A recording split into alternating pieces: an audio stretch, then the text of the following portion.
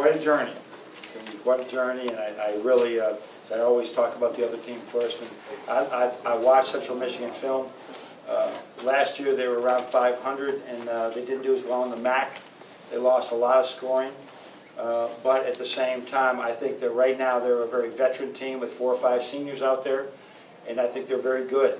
I love their style, and they just got a good mix, a lot like us, of a lot of versatile players with one big guy that can shoot it. And that's a little bit of our own medicine there.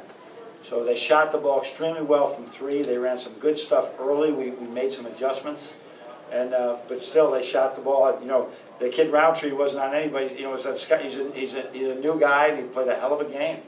So they got a point guard like that with the rest of those guys. With injuries and breaks, they can have a really good year. So we are. I set the table with these guys. Listen, this is preseason. It's like a 6-game tournament that you have these 3 games, and then you go to Maui after that. Just put this in a compartment, right? And we're trying to get to be 2-0 so you can advance. So we're 2-0.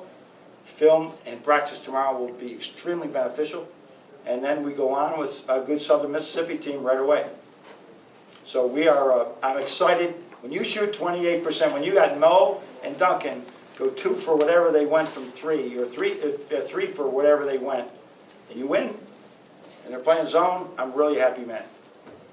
Max, you want to start? Yeah. Coach, what gave you trouble with that defense early? And you mentioned adjustments. What were some? Well, first of all, this is the first. This is 80 minutes in 1,200 games as a head coach. I think if you add up high school, it's probably 1,200. 80 minutes of zone in 2 games. So what they're doing is they're trying to negate a lot of what we can do man-to-man, what Mo can do as a pop 5.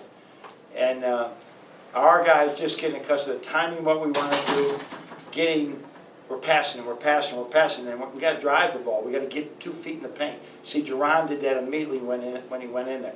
And I'm coaching them these cuts that we have to make. They're not perfect, but for example, if Duncan's not open, right, Duncan will pass it to somebody else.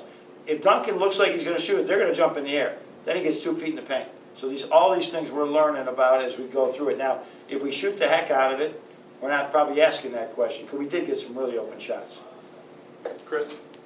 Is that how aggressively he has to play for you guys to reach? He's got to hunt. He has to hunt and get to the basket, land on 2. The habits that they pick up over the summer sometimes just make us take steps back. Our guys play a lot. They are gym rats, but they sometimes get where we're so careless with what we do that we lose some of the basics. When he was very basic with what he did today, he easily could have had many more points. His last 3 was right in. So I love the way he's shooting the ball, and I love the way he's looking to shoot. Stay there with Chris. Simmons and Matthews had the consecutive 3-pointers there in the second half as you kind of pulled away a little bit, and then Matthews had another shot and then a dunk later. Those 2 guys, both your transfers, just kind of talk about how they sparked you in that second half during that little run there. Well, we're confident, you know, with both of those guys that they got. Charles doesn't have a lot of experience, but Jerron does. That they can come in the game and feel the game and play, but they're still sorting some of that out. Jerron's in a whole different style right now. And Charles is trying to figure out, you know, what's my next play? How can I keep things simple? Hit singles instead of trying to hit home runs. So every day they're going to learn. You know what? They're 2 great kids who will be on the edge of their seat tomorrow watching video so that they can try and get better. And I'm on the edge of my seat watching video in the morning, seeing what I can do to enhance their talent. Right over here with the right. How would you evaluate Xavier's performance tonight? Because he started to separate himself. Another good day for Xavier. It was another good day. Our guards had 7 or 8 assists and 0 turnovers.